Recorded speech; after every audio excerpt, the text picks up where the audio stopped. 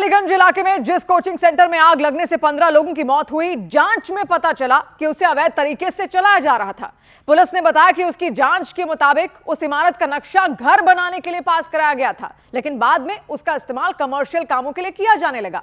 वहां coaching centre खोल दिया गया, पालतू जानवरों का क्लिनिक खोल दिया गया और जांच में पता चला कि साल 2014 से ही इस इमारत को कमर्शियल कॉम्प्लेक्स के तौर पर इस्तेमाल किया जा रहा था।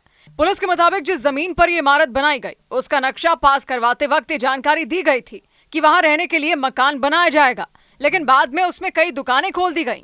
अगल बगल रेसिडेंशियल प्लॉट और सिर्फ यही एक कमर्शियल प्लॉट। संदेह नहीं होता था आप लोगों को? संदेह होता, बिल्कुल संदेह होता था, बिल्कुल। ये हर तरफ रेसिडेंशियल, ये कमर्शियल कैसे? जी हाँ, बिल्कुल होता है सर। इस पे नियम शासन प्रशासन को ध्यान देना चाहिए। उस इमारत की दूसरी मंजिल पर कोचिंग सेंटर खोल दिया गया, जहां बच्चे गेम और एनिमेशन से जुड़े सॉफ्टवेयर बनाना सीखते थे। इसके अलावा इस इमारत में लाइब्रेरी और कैंटीन भी थी। पुलिस की जांच में यह भी पता चला कि साल 2016 में इस इमारत के मालिक के खिलाफ अवैध निर्माण के आरोप में शिकायत दर्ज करवाई गई थी। 10 मई 2016 को इस इमारत को गिराने का आदेश जारी किया गया था, लेकिन कहा जा रहा है कि नोटिस के बाद भी इस इमारत के खिलाफ कोई सख्त कार्रवाई की गई और करीब 2 महीने बाद यानी 5 जुलाई 2016 को इस आदेश को निरस्त कर दिया गया था और इसके बाद करीब 12 साल तक ये इस इमारत का अवैध इस्तेमाल चलता रहा। जांच में सामने आया कि इन 12 सालों में कई बार इमारत के खिलाफ शिकायतें की गईं, लेकिन कुछ नहीं हुआ, कोई कार्रवाई नहीं की गई। और पुलिस की जांच में यह भी सामने आया कि उस बिल्डिंग में सुरक्षा इंतजामों की भारी कमी थी। कोई इमरजेंसी एग्जिट नहीं था, अंदर जाने और बाहर निकलने का सिर्फ एक ही रास्ता था, वो भी उस बिल्डिंग में आगे की तरफ था। पीछे की तरफ से निकलने का कोई दूसरा रास्ता नहीं था। यही वजह रही कि आग लगने पर लोग उस बिल्डिंग से बाहर नहीं निकल पाए, क्योंकि जैसे ही उस बिल्डिंग में आग लगी, लोगों ने पीछे की तरफ भागना शुरू कर दिया, लेकिन पीछे की तरफ कोई रास्ता ही नहीं था। यही वजह रही कि वो लोग उस बिल्डिंग के अंदर ही फंस कर रह गए और दम घुटने की वजह से उनकी मौत हो गई। पुलिस ने बताया कि उसकी जांच के मुताबिक बिल्डिंग के पास ना तो फायर एनओसी था और ना ही आग बुझाने के लिए कोई ठोस इंतजाम। नियमों के मुताबिक 15 मीटर से कम ऊंचाई और 500 स्क्वायर मीटर से कम एरिया वाली बिल्डिंग को फायर एनओसी लेने की जरूरत नहीं होती और पुलिस के सूत्रों के मुताबिक बिल्डिंग के मालिक ने इसी नियम को ध्यान में रखते हुए बिल्डिंग बनाई, यानी उन्होंने ऐसी बिल्डिंग बनाई जिसके लिए उन्हें एनओसी लेना ही ना पड़े। और जांच में ये सामने भी आया कि उस बिल्डिंग के मालिक ने कभी एनओसी लेने के लिए अप्लाई ही नहीं किया था।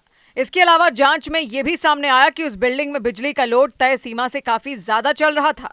उस बिल्डिंग को सिर्फ 20 किलोवाट लोड की मंजूरी मिली थी, लेकिन जांच के मुताबिक जून महीने में इस बिल्डिंग का लोड बढ़कर 34 किलोवाट तक पहुंच गया था, यानी लगभग दोगुना हो गया था। उस बिल्डिंग में रहने वाले किराएदारों ने कई बार बिल्डिंग के मालिक से शिकायत की थी कि लोड बढ़ने की वजह से बार बार बिजली गिर रही है, लेकिन आरोप लगाया गया कि बिल्डिंग के मालिक ने इसे नजरअंदाज किया और उसकी वजह से बड़ा हादसा हो गया, क्योंकि शुरुआती जांच में सामने आया कि ये आग शॉर्ट सर्किट की वजह से ही लगी। उस बिल्डिंग में 10 से ज्यादा एसी लगे हुए थे। जांच में पता चला कि एक एसी में अचानक शॉर्ट सर्किट हुआ और आग लग गई।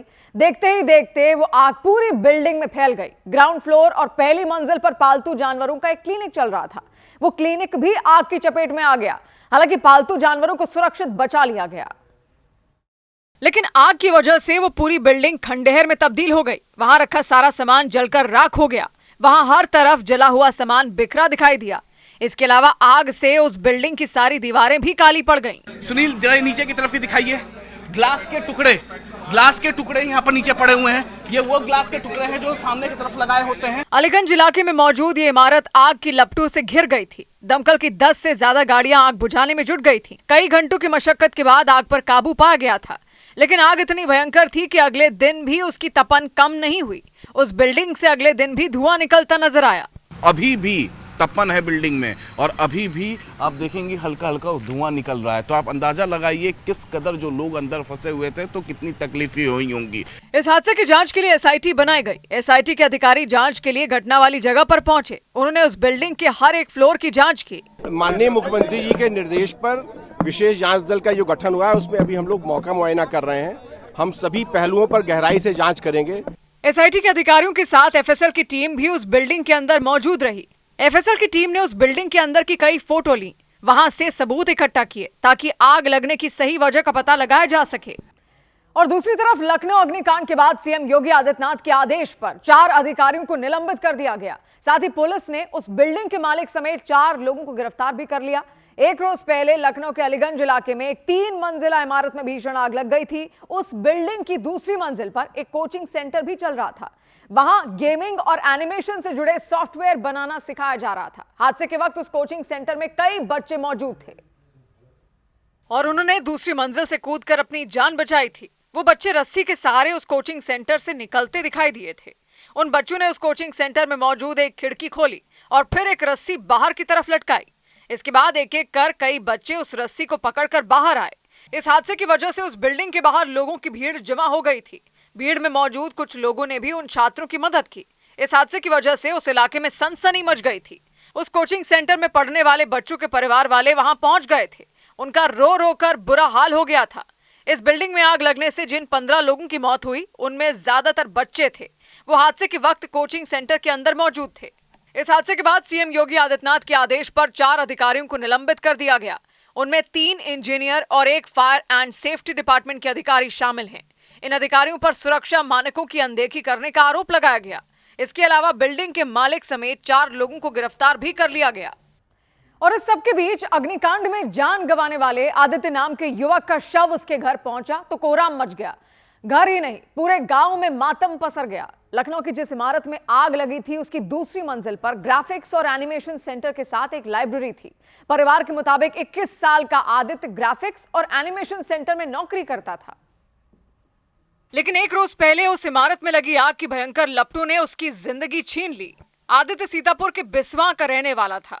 जैसे ही उसका शव लखनऊ से घर पहुंचा, वहां हाहाकार मच गया। आदित्य की मां और बहन उसके शव से लिपटकर रोने लग गईं। उनका रो रो कर बुरा हाल हो गया। पिता बेटे की मौत की खबर सुनकर सदमे में चले गए।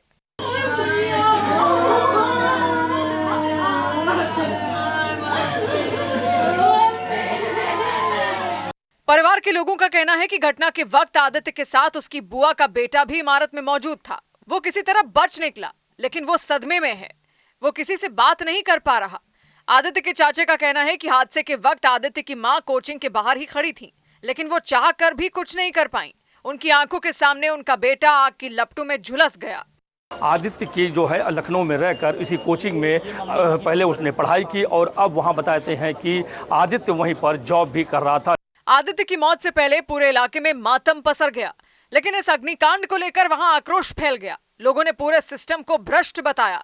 लोगों ने सरकार से आदित्य के परिवार के एक सदस्य को नौकरी देने और दोषियों पर कड़ी कार्रवाई करने की मांग की। और इस भयानक हादसे में लखनऊ के रहने वाले 24 साल के सुखमनी सिंह की भी मौत हो गई। वो एक गेम डिजाइनर था और ग्राफिक्स एनिमेशन सेंटर में पढ़ाने का काम करता था। आग लगने के बाद वो भी दूसरे लोगों के साथ इमारत में फंस गया था। उसने आखिरी वक्त में अपने पिता को फोन किया था और इमारत में आग लगे होने की जानकारी दी थी। उसने पिता से मदद की गुहार लगाई थी, आग से बचा लेने की गुहार लगाई थी। सुखमनी सिंह के पिता के मुताबिक उनका बेटा बहुत डरा हुआ था। उसके चारों तरफ आग लगी थी और उसके सामने बचने का कोई रास्ता नहीं था। आखिरी वक्त में उसने उन्हें फोन किया था और उनसे मदद मांगी थी। उसने यही बताया कि पापा आग लग गई है, मुझे आके बचा लीजिए। उसने बस मुझे फोन किया था, बस पापा मुझे बचा लीजिए, आग लगी। उसके बाद उसका फोन कट गया। हादसे में लखनऊ के ही रहने वाले नीलेश नाम के युवक की भी मौत हो गई। उसकी मौत से परिवार पर दुखों का पहाड़ टूट पड़ा। हादसे में नाराज लोगों ने सरकार से बुलडोजर एक्शन की मांग की। बुलडोजर एक्शन तो होना ही चाहिए। बाबा का है तो बुलडोजर एक्शन होगा। बुलडोजर एक्शन चाहते हैं आप? जी, बुलडोजर एक्शन होना चाहिए। इतनी बड़ी बिल्डिंग है, उन्होंने कोई व्यवस्था भी नहीं रखी। लखनऊ के केजीएमयू हॉस्पिटल के पोस्टमार्टम हाउस के बाहर तो कोहराम मचा है। हादसे में जान गंवाने वाले लोगों के परिवार वाले वहां चीखते चिल्लाते नजर आए। मेरे भाई को क्यों नहीं बचाया? मेरे भाई को क्यों नहीं बचाया? मेरे भाई को क्यों नहीं बचाया? इस भयानक अग्निकांड में 7 लोग घायल हो गए थे। उन्हें इलाज के लिए केजीएमयू में भर्ती कराया गया था। उनमें 5 लोगों को अस्पताल से छुट्टी दे दी गई। इधर लखनऊ अग्निकांड के बाद बिहार की राजधानी पटना में भी दमकल विभाग ने खानसर के कोचिंग सेंटर समेत कई इमारतों में जांच की। वहां फायर सेफ्टी के इंतजामों को परखा गया। इमरजेंसी एग्जिट से लेकर अलार्म सिस्टम और इमारतों में सुरक्षा के लिए लगाए जाने वाले सिस्टम की जांच की गई। खानसर के कोचिंग सेंटर में पहुंची दमकल विभाग की टीम ने एक एक चीज को बारीकी से जांचा और पता लगाया कि आग लगने की स्थिति में छात्रों की सुरक्षा के लिए वहां क्या क्या इंतजाम किए गए हैं। सुरक्षा मानकों का ध्यान रखा गया है या नहीं। कोचिंग के अंदर से छात्रों के निकलने के लिए पर्याप्त रास्ते बनाए गए हैं या नहीं। जांच के दौरान दमकल विभाग के कर्मचारी और अधिकारी खानसर के कोचिंग के सभी फ्लोर पर गए, आग से बचाव के लिए लगाए गए उपकरणों की जांच की। दमकल विभाग ने जांच पड़ताल के दौरान खानसर के कोचिंग सेंटर में कई तरह की कमियां पाए जाने का दावा किया। जितना यहाँ आवश्यकता है, जो ऑक्यूपेंसी है उसके हिसाब से नहीं है। जैसे आप देखे होंगे कि इलेक्ट्रिक पैनल जो लगा हुआ है वहाँ पर सीटिंग एरिया है, ये नहीं होनी चाहिए। जांच के बाद दमकल विभाग ने खानसर के कोचिंग सेंटर को सख्त चेतावनी दी कि खामियों को जल्द से जल्द दूर किया जाए, वरना सख्त कदम उठाने होंगे। फायर सेफ्टी का ख्याल रखने के लिए साफ तौर पर यह कहा गया है कि इन खामियों को दूर किया जाए, और अगर इन खामियों को दूर नहीं किया जाएगा तो यहाँ बच्चों को आप नहीं पढ़ा सकते हैं। 15 दिनों के अंदर दूसरी बार दमकल विभाग की टीम खानसर के कोचिंग सेंटर का निरीक्षण करने पहुंची थी। 7 जून को भी वहां जांच की गई थी। उस वक्त भी कई तरह की खामियां पाई गई थी। दमकल विभाग ने कोचिंग सेंटर को उस वक्त भी एक नोटिस दिया था और खामियों को दूर करने के लिए चेतावनी दी थी। उधर लखनऊ अग्निकांड के बाद राजस्थान की राजधानी जयपुर में 8 कोचिंग सेंटर सील कर दिए गए। नगर निगम की टीम ने वहां अचानक छापेमारी की। अधिकारियों के मुताबिक जिन कोचिंग सेंटरों को सील किया गया उनमें सुरक्षा के लिए जरूरी इंतजाम नहीं थे। आग लग जाए तो उससे निपटने के लिए जरूरी इंतजाम भी नहीं थे, और इसीलिए नगर निगम ने जयपुर के उन कोचिंग सेंटरों पर ताला जड़ दिया। इस कार्रवाई से पहले ही उन कोचिंग सेंटरों को नोटिस भेजे गए थे जो नियमों का पालन नहीं करते, जहां सुरक्षा की व्यवस्था ठीक नहीं थी। अगर कोई हादसा हो जाए तो वहां से निकलने की व्यवस्था ठीक नहीं थी। आप देखिए कि अगर कोई हादसा होता तो पीछे जगह नहीं, पीछे केवल वॉशरूम है, यानी कि यार कहीं पर भी जाएंगे तो आगे जाएंगे कैसे बच्चे, छोटी सी जगह, स्पेस नहीं है। अधिकारियों ने बताया कि जिन कोचिंग सेंटरों पर एक्शन हुआ वो लंबे वक्त से उनके रेडार पर थे। उनका सर्वे करवाया, इनको नोटिस दिए और इसके बाद भी ये पालना नहीं की जा रही, फिर हमने इनको सीजिंग की कार्रवाई करने का काम किया। जयपुर नगर निगम ने 8 कोचिंग सेंटरों को सील कर दिया। चेतावनी दी कि आने वाले दिन में उन संस्थानों के खिलाफ कार्रवाई तेज की जाएगी जो नियमों की अनदेखी करते हैं। इधर यूपी के आगरा में एक कोचिंग सेंटर में आग लगने से अफरा तफरी मच गई। उत्तर प्रदेश के आगरा में आकाश इंस्टीट्यूट कोचिंग सेंटर के बेसमेंट में आग लगने से हड़कंप मच गया। वहां बिजली के मेन स्विच बोर्ड में आग लगी और इमारत में फायर सेफ्टी अलार्म बजने लगा। इसके बाद कोचिंग सेंटर में मौजूद छात्रों को सुरक्षित बाहर निकाला गया। लखनऊ हादसे के बाद यूपी के कानपुर में कई कोचिंग सेंटरों के खिलाफ कार्रवाई शुरू की गई। कानपुर विकास प्राधिकरण ने कोचिंग सेंटरों के अलावा कुछ दूसरी इमारतों में भी सुरक्षा के इंतजामों की समीक्षा की। प्रशासन के मुताबिक लापरवाही बरतने वाले संस्थानों को सील किया जाएगा। उत्तर प्रदेश के सहारनपुर में एक इमारत में भीषण आग लग जाने से अफरा तफरी मच गई। दमकल कर्मचारियों ने कई घंटे की कड़ी मेहनत के बाद आग को बुझाया। गनीमत ये रही कि अंदर मौजूद सभी लोगों को वक्त रहते बाहर निकाल लिया गया था। उधर महाराष्ट्र के पुणे में केतन अग्रवाल नाम के कारोबारी की मौत मामले में पुलिस ने उनकी मंगेतर और मंगेतर के दोस्त को गिरफ्तार कर लिया। पुलिस ने इस मामले की जांच हत्या के एंगल से करनी शुरू कर दी, जबकि पहले इसे एक हादसा बताया गया था। पुलिस ने केतन की मंगेतर सिया गोयल के बयान के आधार पर पहले जो मामला दर्ज किया था उसमें इस बात का जिक्र था कि 18 जून को लोहागढ़ फोर्ट पर फोटो खींचते समय केतन का संतुलन बिगड़ गया था और वो 400 मीटर गहरी खाई में गिर गए थे, जिससे उनकी वहीं पर मौत हो गई थी। हालांकि गिरफ्तारी पर सिया गोयल के परिवार या उनके वकील की तरफ से कोई प्रतिक्रिया नहीं आई।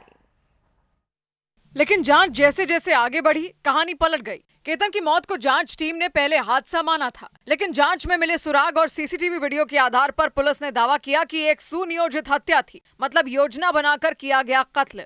शुरुआती जांच के आधार पर पुलिस के शक की सुई केतन की मंगेतर सिया गोयल और उनके दोस्त की तरफ घूमी। शुरुआती जांच के आधार पर पुलिस ने बताया कि सिया गोयल केतन के साथ होने वाली शादी से खुश नहीं थी, वो शादी ही नहीं करना चाहती थी। पुलिस ने बताया कि सिया ने चेतन चौधरी नाम के अपने एक दोस्त के साथ मिलकर केतन को ही रास्ते से हटाने का फैसला कर लिया। जन्मदिन के मौके पर सिया केतन के साथ लोहागढ़ फोर्ट पहुंची। पुलिस ने बताया कि वहां पर मौका देखकर सिया ने अपने दोस्त के साथ मिलकर केतन को गहरी खाई में धक्का दे दिया था। इसके बाद घर वालों को यह बताया कि तेज हवा की वजह से केतन का बैलेंस बिगड़ा और वो खाई में गिर गए। लेकिन बेटे की मौत की खबर मिलते ही केतन अग्रवाल के परिवार में कोहराम मच गया। परिवार को सब कुछ सामान्य नहीं लगा। केतन के परिवार के लोगों ने लोनावाला थाने में एक एफआईआर दर्ज करा दी। पुलिस ने जांच शुरू की। सबसे पहले पता लगाया कि हादसे के वक्त कौन कौन मौजूद था। जांच के दौरान कुछ ऐसी जानकारियां मिली जिससे केतन के परिवार का शक सही साबित होता दिखा। इसके बाद जांच का दायरा बढ़ाया गया और सीसीटीवी वीडियो और मोबाइल की लोकेशन की जांच की गई और धीरे धीरे कुछ सुराग भी पुलिस के हाथ लग गए। पुलिस ने बताया कि जांच के दौरान कई लोगों से पूछताछ हुई। लोहागढ़ और आसपास के इलाकों के सीसीटीवी वीडियो खंगाले गए। एक वीडियो में एक संदिग्ध लड़का दिखाई दिया। पुलिस ने बताया कि उस लड़के की गतिविधियां संदिग्ध नजर आईं। वो लड़का गर्मी के मौसम में सिर को ढककर और चेहरा छिपाकर घूमता दिखा। पुलिस ने उस लड़के की पहचान की तो पता चला कि सिया गोयल का दोस्त चेतन चौधरी था। पुलिस ने बताया कि चेतन चौधरी और सिया गोयल एक दूसरे को कई साल से जानते थे।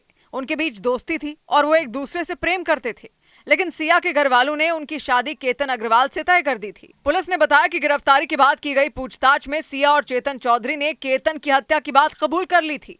मर्डर का गुनाह हमने दाखिल किया है और इन दोनों को ताबे में लिया है और अधिक पूछताछ में इन्होंने कबूली भी दी है और अधिक तपास अभी चालू है।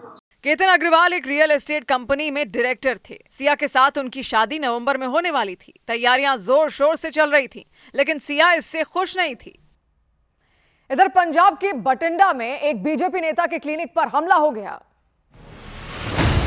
पंजाब के बठिंडा में बीजेपी नेता और डॉक्टर तरसेम गर्ग के क्लिनिक पर दो नकाबपोश बदमाशों ने पेट्रोल बम से हमला कर दिया। उस क्लिनिक के सामने ही आरएसएस का दफ्तर भी है। इस घटना के बाद पुलिस आरोपियों की तलाश में जुट गई। कर्नाटक के बागलकोट में एक महिला को क्रिकेट बॉल से चोट लगने पर दो गुटों में बहस हो गई। गुस्साए लोगों पर क्रिकेट खेल रहे दो लड़कों को स्कूल की खिड़की से बांधकर उन्हें चप्पल से पीटने के आरोप लगे। पुलिस ने 3 लोगों को गिरफ्तार करने का दावा किया। महाराष्ट्र के पुणे के फरसुंगी इलाके में कारोबारी के दफ्तर पर सरेआम फायरिंग की गई। खबरों के मुताबिक बदमाशों ने वहां 4 गोलियां चलाई। इस फायरिंग की जिम्मेदारी लॉरेंस बिश्नोई गैंग ने ली। गुजरात की नर्मदा में आम आदमी पार्टी के विधायक चैतर वसावा को 7 साल की कैद की सजा सुनाई गई। नर्मदा कोर्ट ने वन विभाग के कर्मचारी पर हमला करने के केस में उन्हें दोषी माना और सजा का ऐलान किया। उधर बिहार के भोजपुर में भरत तिवारी एनकाउंटर में शामिल पुलिसकर्मियों पर हत्या की एफआईआर दर्ज कर ली गई। भरत के परिवार ने पुलिसकर्मियों पर हत्या करने का आरोप लगाया था। सरेंडर करने के बाद भी भरत को गोली मारने का आरोप लगाया था। 17 जून को भरत तिवारी के एनकाउंटर के बाद से ही परिवार ने पुलिसकर्मियों पर केस दर्ज करने की मांग की थी। एक दिन पहले भरत की मां ने जिले के एसपी को शिकायत देकर आरोपी पुलिसकर्मियों पर एफआईआर दर्ज करने की गुहार लगाई और उनके खिलाफ एक्शन लेने की मांग की थी। घटना के 7वें दिन एनकाउंटर में शामिल पुलिसकर्मियों पर एफआईआर दर्ज कर ली गई। भरत तिवारी की मां की शिकायत पर शाहपुर थाने में ही एनकाउंटर में शामिल पुलिसकर्मियों पर केस दर्ज कर लिया गया। इससे पहले शाहपुर थाने में भरत, उनके पिता और भाई चंदन तिवारी के साथ गांव के कुछ लोगों पर 3 केस दर्ज किए गए। उन पर सरकारी काम में बाधा डालने और सड़क जाम कर बवाल करने के आरोप लगाए गए। पुलिसकर्मियों पर एफआईआर दर्ज होने के बाद लोगों ने उनके खिलाफ कड़ी कार्रवाई की मांग की। दूसरी तरफ बेतिया के रहने वाले सचिन मिश्रा नाम के व्यक्ति ने भरत के घर के सामने आमरण अनशन शुरू कर दिया। उन्होंने आरोप लगाया कि सरकार के खिलाफ आवाज उठाने की वजह से भरत की हत्या कर दी गई। इनका जब हम लोग फेसबुक प्रोफाइल खोले, उसको देखे, तब लगा कि भैया कोई शेर था, कोई मर्द था, सच में कोई भगत सिंह पैदा लिया था। जैसे वो भगत सिंह थे, ये भी भगत सिंह। उन्होंने ऐलान किया कि जब तक मुख्यमंत्री सम्राट चौधरी भरत तिवारी से माफी नहीं मांगेंगे, तब तक उनका अनशन जारी रहेगा। कि सम्राट चौधरी का अकड़ तोड़े, सम्राट चौधरी यहाँ आए, माँ से हाथ जोड़कर माफी मांगे कि मेरे पुलिस से गलती हुआ है, मेरे सरकार से गलती हुआ है। सचिन मिश्रा का कहना है कि भरत को इंसाफ दिलाने के लिए वो 24 जून से आंदोलन शुरू करेंगे और उसमें बिहार ही नहीं बल्कि आसपास के राज्यों से लोग शामिल होंगे। इधर मुंबई के जोगेश्वरी इलाके में बच्चा चोरी के शक में कुछ लोगों ने मिलकर 4 साधुओं की पिटाई कर दी। हालांकि उन साधुओं ने आरोपों से इनकार कर दिया, लेकिन आसपास रहने वाले लोगों का कहना है कि चारों साधु पिछले कुछ दिनों से इलाके में संदिग्ध तरीके से घूम रहे थे। लोगों ने शक जताया कि चारों बच्चा चुराने की फिराक में थे और उसी दौरान लोगों ने चारों को पकड़ लिया। पकड़ने के बाद उनकी पिटाई शुरू कर दी। चारों साधु एक कार में बैठे हुए थे। लोगों की भीड़ उन्हें घेर कर खड़ी दिखाई दी। एक लड़का कार के आगे बैठे साधु के साथ मारपीट करता नजर आया। बाल खींचकर उनके चेहरे पर थप्पड़ मारता रहा। बीच बीच में उन्हें गालियां भी देता रहा। पानी अंदर था, पानी अंदर मिलता है कॉलोनी में, पानी कॉलोनी में मिलता है। श्री राम दे दे, आई ना, अरे चोर है तुम लोग। गाड़ी में बैठे सभी साधु हाथ जोड़कर लोगों से रहम की भीख मांगते रहे। उनसे छोड़ देने की गुहार लगाते रहे। उन्हें इस बात का भरोसा दिलाने की कोशिश की कि वो चोर नहीं हैं, लेकिन लोगों पर उनकी गुहार का कोई असर नहीं हुआ।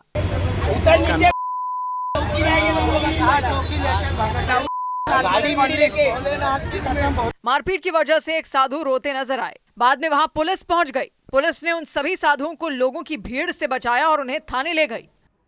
उधर दिल्ली एनसीआर में धूल भरी आंधी आने से कई जगहों पर पेड़ गिर गए। दिल्ली, नोएडा और गाजियाबाद में धूल भरी आंधी चली। आंधी की वजह से कई जगह पेड़ गिर गए, सड़कों पर गाड़ियां रुक गई। मौसम विभाग ने एक हफ्ते तक दिल्ली एनसीआर में बारिश का अलर्ट जारी किया। कोलकाता में तेज हवा और बारिश की वजह से कलकत्ता हाईकोर्ट के बाहर एक बड़ा पेड़ उखड़ गया। पेड़ गिरने की वजह से सड़क पर ट्रैफिक जाम लग गया। कोलकाता ट्रैफिक पुलिस और आपदा प्रबंधन टीम को रास्ता खोलने में काफी मशक्कत करनी पड़ी। उत्तर प्रदेश के मेरठ में एक तेज रफ्तार कार ने सड़क किनारे खड़े 7 पुलिसकर्मियों को रौंद दिया। उनमें एक पुलिसकर्मी के पैर टूट गए। पुलिस ने कार चला रहे युवक समेत 2 लोगों को गिरफ्तार कर लिया और उनकी कार भी जब्त कर ली।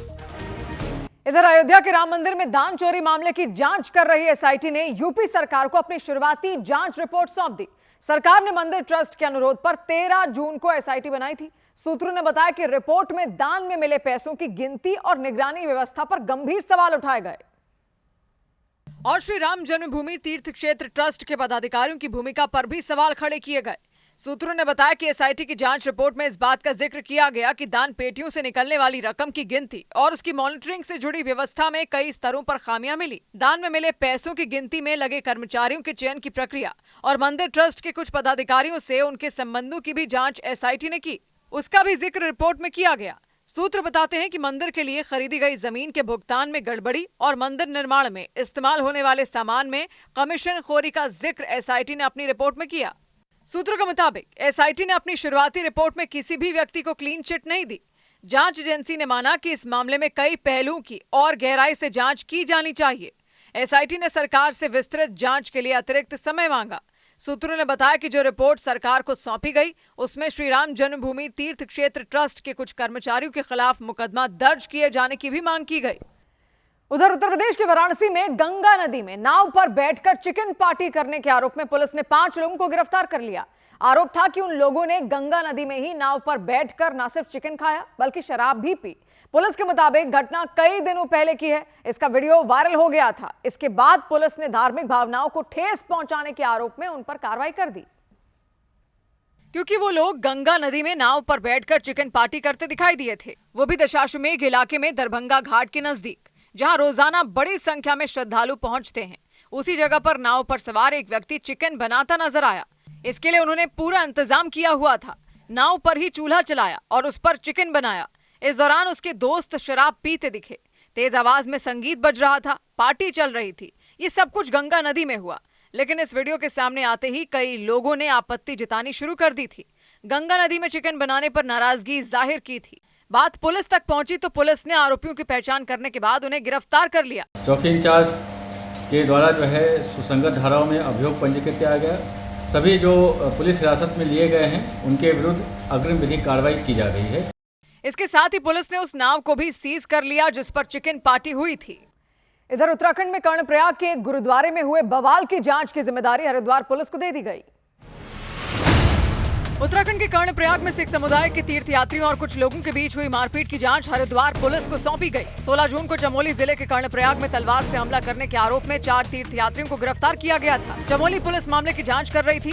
सिख समुदाय की मांग के बाद दूसरे पक्ष के खिलाफ भी एफआईआर दर्ज की गई। उत्तराखंड के रुद्रप्रयाग में एक गुरुद्वारे में हुए हंगामे के बाद प्रशासन ने सुरक्षा बढ़ा दी। ड्रोन की मदद से पूरे इलाके में नजर रखी जा रही है। कुछ रोज पहले सिख समुदाय के कुछ तीर्थयात्रियों ने पुलिस पर पथराव कर दिया था। वो लोग कर्णप्रयाग में गिरफ्तार हुए तीर्थयात्रियों को रिहा करने की मांग कर रहे थे। कर्णप्रयाग मारपीट मामले को लेकर दिल्ली से गुरुद्वारा प्रबंधन कमेटी के प्रतिनिधि मंडल ने उत्तराखंड के मुख्यमंत्री पुष्कर सिंह धामी से मुलाकात की। कमेटी के अध्यक्ष हरमीत सिंह कालका के मुताबिक सीएम से कर्णप्रयाग मारपीट मामले पर चर्चा हुई। उन्होंने भरोसा दिया कि मामले की निष्पक्ष जांच की जाएगी। कर्णप्रयाग मारपीट मामले के बाद उत्तराखंड के रुद्रप्रयाग में धरने पर बैठे तीर्थयात्रियों का हंगामा शांत हो गया। कुछ तीर्थयात्री पिछले 4 दिनों से नगरासू इलाके के एक गुरुद्वारे की ऊपरी मंजिल पर बैठे थे। वो कर्णप्रयाग में गिरफ्तार हुए तीर्थयात्रियों की रिहाई की मांग कर रहे थे। प्रशासन और पंजाब से पहुंचा सिख समुदाय का प्रतिनिधिमंडल उन्हें नीचे उतारने में सफल रहा। उधर मध्य प्रदेश के मुरैना में भोज यूनिवर्सिटी की परीक्षा में खुलेआम नकल किए जाने के आरोपों ने विवाद खड़ा कर दिया। वहां एक सरकारी कॉलेज में एमए और एमएससी के छात्रों ने परीक्षा दी, लेकिन आरोप लगा कि उन छात्रों ने नकल की। सोशल मीडिया के जरिए एक वीडियो सामने आया और वो वीडियो मुरैना के उसी सरकारी कॉलेज का बताया गया। और उस वीडियो में कई छात्र क्लासरूम में फर्श पर बिछी दरी पर बैठे हुए नजर आए। दरी पर बैठकर अपनी आंसर शीट पर लिखते हुए नजर आए, लेकिन आरोप लगा कि इस दौरान उन्होंने परीक्षा करवाने वाले टीचरों के सामने नकल की। आरोप ये भी लगे कि छात्रों ने एक दूसरे की आंसर शीट तक देखी। उस वीडियो के सामने आने पर बवाल मच गया। शिक्षा व्यवस्था पर कई सवाल खड़े हो गए। नकल के आरोपों के साथ परीक्षा केंद्रों में जरूरी सुविधाएं न मिलने का भी मुद्दा उठाया गया, क्योंकि वहां छात्रों के लिए बैठने की व्यवस्था नहीं की गई। उमस भरी गर्मी में उनके लिए पंखों का इंतजाम भी नहीं किया। उन्हें फर्श पर बिछी दरी पर बैठने के लिए मजबूर होना पड़ा। भीषण गर्मी के बीच परीक्षा देनी पड़ी। इधर उत्तर प्रदेश के मेरठ में एक लड़की ने बीच सड़क पर पुलिस वालों से बदसलूकी की। पुलिस के मुताबिक वो लड़की दिल्ली की रहने वाली है और अपने दोस्त से मिलने के लिए दिल्ली से मेरठ आई थी। कुछ लोगों ने पुलिस से शिकायत की कि वो लड़की नशे में धुत होकर बीच सड़क पर हंगामा कर रही है, आने जाने वाले लोगों से बदतमीजी कर रही है, जिसके बाद पुलिस वहां पहुंच गई। और हद तो तब हो गई जब उस लड़की ने पुलिस से भी बदतमीजी करनी शुरू कर दी। वो लड़की पुलिस से तू तड़ाक करती नजर आई। कितनी हो रही है यहाँ पे? फ्रेंड से मिलने के लिए आई हूँ, बता। कोई बात नहीं। तो फिर बदतमीजी क्यों हो रही है? देखो क्या कर रहे हो बदतमीजी। इसी बीच अचानक उस लड़की ने एक व्यक्ति को थप्पड़ मार दिया, जिसके बाद हंगामा और बढ़ गया। पुलिस और उस लड़की के बीच जोरदार बहस हो गई। अगर दोबारा हाथ छोड़ा तो क्या करूंगा? पटक्का मारूंगा। समझ में? उस लड़की ने पुलिस के साथ जमकर गाली गलौज की। पुलिस ने आरोप लगाया कि वो लड़की नशे में धुत थी। वो ठीक से चल तक नहीं पा रही थी। वो सड़क पर लड़खड़ाती नजर आई। तुम्हारे पास शिकायत भी है, तुम बदतमीजी कर रहे हो। मैंने तो सर जी, इनसे बदतमीजी कोई वीडियो तो मेरे साथ बदतमीजी किया। क्या किया मैंने? गलत किया। क्या किया है? वीडियो बनाएंगे। बात इतनी बढ़ गई कि उस लड़की के दोस्त ने उसे एक गाड़ी में बिठा दिया। वो लड़की गाड़ी में बैठने को तैयार नहीं थी, लेकिन उसके दोस्त ने उसे जबरदस्ती बिठाया। इसके बाद उस लड़के ने वहां मौजूद लोगों से बात की। फोन करा भाई, तो बता यहाँ क्या बदतमीजी हो रही थी जो तुमने फोन करके बुला लिया? कुछ तुम्हारे पास सबूत है? अब नहीं है सबूत। नहीं, अब तो जो खाने खा ड्रामा करवाया जी बेफालतू में। वो लड़की ज्यादा देर तक गाड़ी के अंदर नहीं बैठी। उस लड़की के दोस्त ने कई बार उसे गाड़ी में बिठाया, लेकिन वो लड़की बार बार गाड़ी से बाहर आती और पुलिस से बदतमीजी करती। काफी देर तक बीच सड़क पर ये ड्रामा चलता रहा। मिलना जुर्म है क्या? नहीं, कोई जुर्म नहीं। कोई जुर्म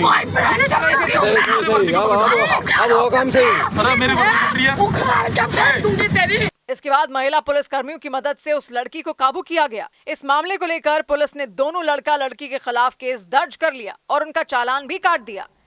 इधर दिल्ली के छतरपुर में एक नाबालिग लड़की के अपहरण और हत्या के आरोप में पुलिस ने एक टैक्सी ड्राइवर को गिरफ्तार किया। पुलिस के मुताबिक एक रोज पहले बबलू नाम के आरोपी ने बच्ची को दयाराम चौक से अगवा किया था। वो बच्ची वहां गुब्बारे बेच रही थी और पुलिस के मुताबिक बच्ची को अगवा करने के बाद वो उसे गुरुग्राम लेकर गया। उस पर बच्ची के साथ दुष्कर्म करने के भी आरोप लगे।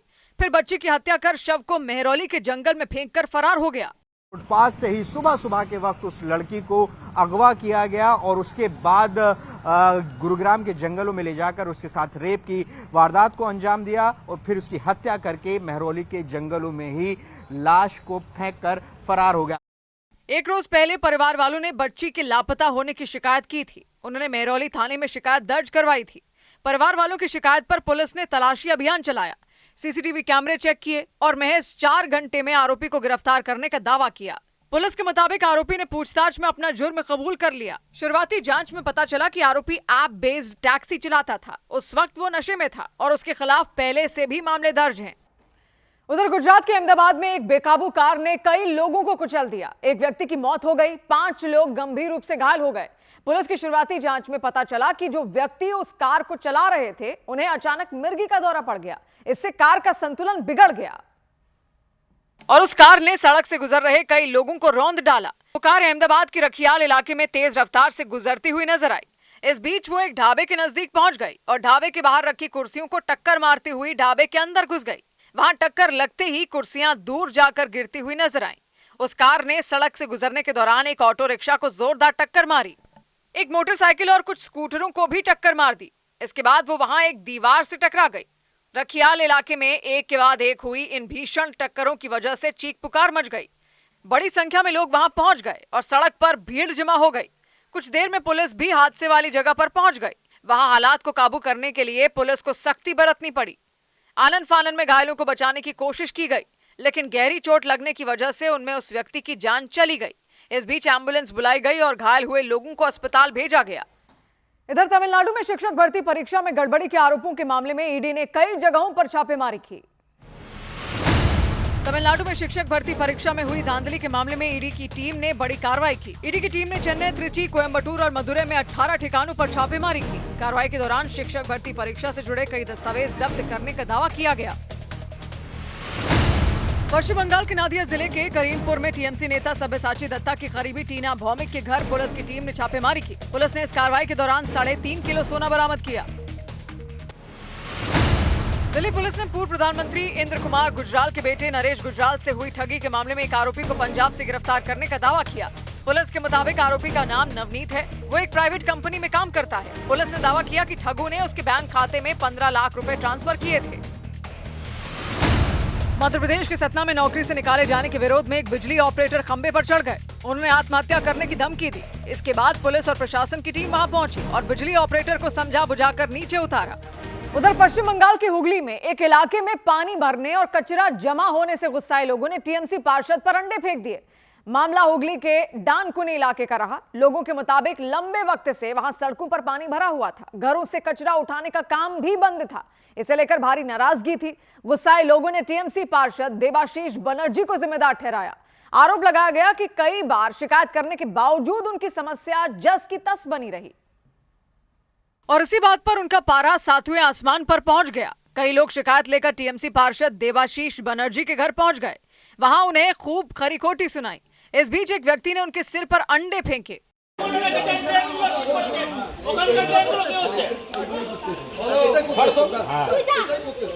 लोगों के गुस्से को देखते हुए टीएमसी पार्षद ने कोई विरोध नहीं किया।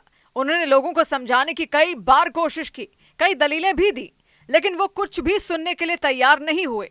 सड़कों पर पानी भरने और कचरा फैलने से नाराज लोगों ने उन्हें घेर लिया। कई महिलाएं भी उन्हें कोसने लग गईं। देखते ही देखते भीड़ बेकाबू हो गई। हालात बिगड़ गए। तब तक पुलिस की टीम वहां पहुंच गई। अधिकारी ने लाउडस्पीकर के जरिए लोगों को शांत कराया। चेतावनी दी कि कानून हाथ में लेने वालों के खिलाफ सख्त कार्रवाई की जाएगी। इसके बावजूद काफी देर तक गुस्साई भीड़ वहां जुटी रही। बहुत देर बाद पुलिस के मनाने पर वो शांत हुए। इसके बाद पुलिस कड़ी सुरक्षा में टीएमसी पार्षद को अपने साथ ले गई। इधर बंगाल के पश्चिम बर्धमान जिले में टीएमसी के एक नेता की गिरफ्तारी के बाद उनके खिलाफ चोर चोर के नारे लगाए गए। कुछ लोग उनके विरोध में सड़कों पर आ गए। टीएमसी के जिस नेता को पुलिस ने पकड़ा उनका नाम विजय सिंह है। उन पर अवैध तरीके से पत्थरों की खदान चलाने का आरोप है और इसी केस की पड़ताल के लिए विजय सिंह को उनके एक ठिकाने पर ले जाया गया। इस दौरान वो पैंट या पैजामा नहीं बल्कि शॉर्ट्स पहने नजर आए। जांच के बाद पुलिस वाले उन्हें अपनी गाड़ी तक ले जाने लगे। तभी कुछ लोग वहां पहुंच गए। उन्होंने नारेबाजी शुरू कर दी।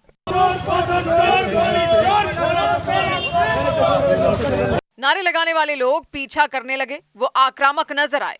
यही वजह रही कि पुलिस वाले टीएमसी नेता को लेकर दौड़ पड़े ताकि टकराव का कोई खतरा हो तो उसे टाला जा सके।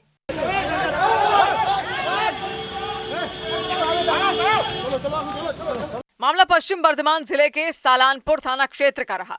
वहां विजय सिंह नाम के टीएमसी नेता पर आरोप है कि वो गैर कानूनी तरीके से पत्थरों की खदान चलाते हैं। पुलिस ने उन्हें गिरफ्तार किया तो इलाके के कुछ लोगों ने भी उन पर अपना गुस्सा निकाला। उधर अमेरिका से बातचीत के बीच ईरान ने ऐलान किया कि होर्मुज गलियारा पहले की तरह नहीं रहेगा। ईरान ने साफ किया कि स्ट्रेट ऑफ होर्मुज अब युद्ध से पहले जैसी स्थिति में कभी नहीं लौटेगा। वहां की संसद के स्पीकर मोहम्मद बाकर गालिबाफ के मुताबिक होर्मुज गलियारे की देखरेख भविष्य में ईरान अपने तरीके से करेगा। हालांकि उन्होंने ये भी भरोसा दिया कि अंतर्राष्ट्रीय नियमों का पालन होता रहेगा। रूस की सुरक्षा परिषद के सचिव सर्गेई शोइगु ब्रिक्स की बैठक में हिस्सा लेने के लिए भारत पहुंचे। वो ब्रिक्स देशों के राष्ट्रीय सुरक्षा सलाहकारों की बैठक में शामिल होंगे। बैठक में क्षेत्रीय सुरक्षा और आपसी रणनीतिक साझेदारी बढ़ाने जैसे मुद्दों पर चर्चा होने की संभावना है।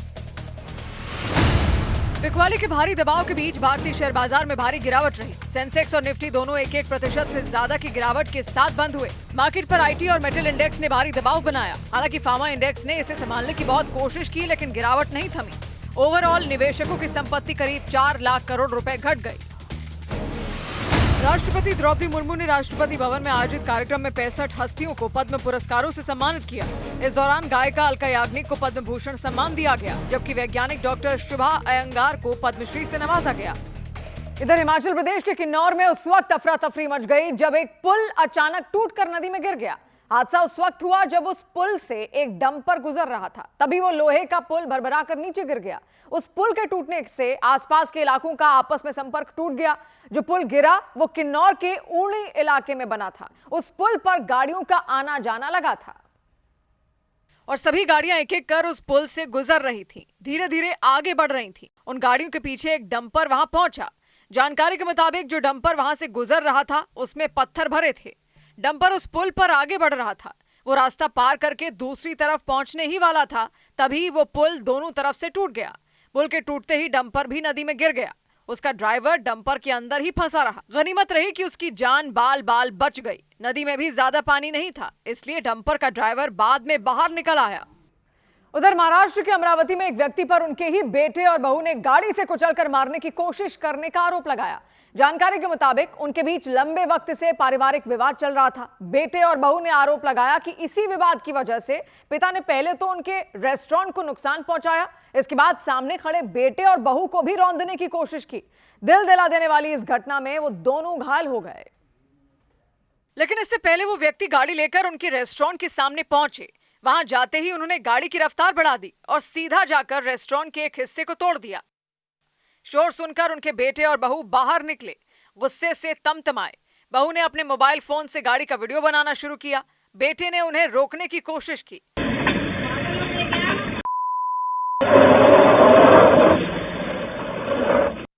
हालांकि इसका कोई फायदा नहीं हुआ।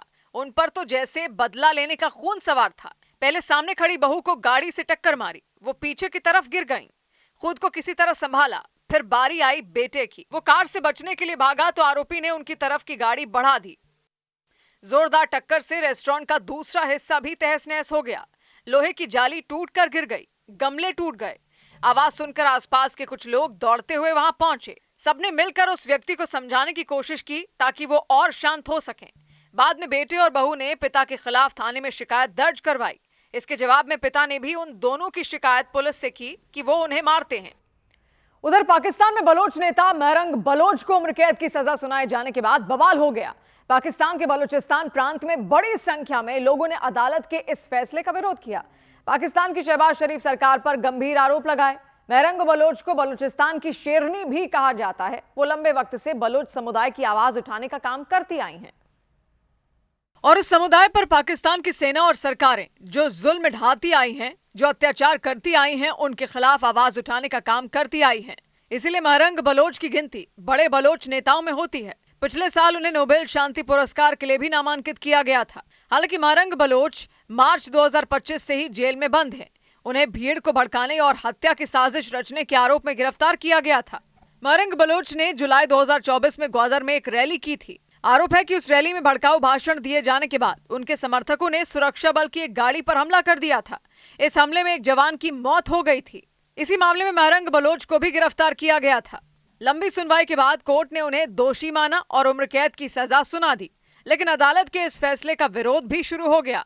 महरंग बलोच के परिवार ने आरोप लगाया कि उन्हें ना तो अपनी पसंद का वकील रखने दिया गया और न ही इस केस की सुनवाई ठीक तरीके से की गई।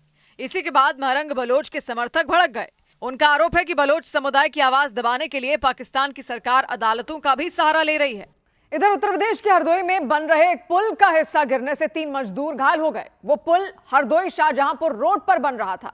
वहां मजदूर क्रेन से बीम चढ़ा रहे थे, लेकिन इस बीच संतुलन बिगड़ गया और पुल से कंक्रीट का भारी भरकम बीम नीचे गिर गया और वो बीम नीचे गिरते ही टूट गया। वहां काम कर रहे कुछ मजदूर इसकी चपेट में आ गए। उसमें 3 मजदूरों के ऊपर बीम का हिस्सा गिर गया और मजदूरों के बीच चीख पुकार मच गई।